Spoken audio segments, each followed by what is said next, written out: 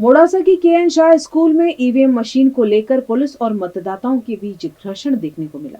मोड़ासा की K. N.. Shah school के 181 मतदान केंद्र पर पुलिस और मतदाताओं के बीच घर्षण के दृश्य देखने को मिले। यहां ईवीएम का बटन दबाने के बावजूद ग्रीन लाइट नहीं दिखाई देने के आरोप मतदाताओं ने लगाए।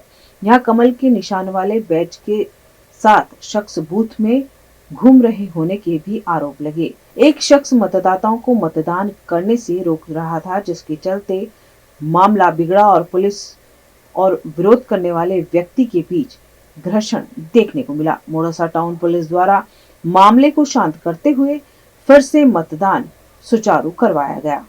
5 साबरकांठा लोकसभा मोड़ासा शहर बूथ नंबर 181 में आज मशीन वारंवार खोटकाई जे फरियादों मળી છે અને એ ફરિયાદો મળતા મેં અહીંયા પ્રત્યક્ષ રીતે અહીંયા હાજર થયા।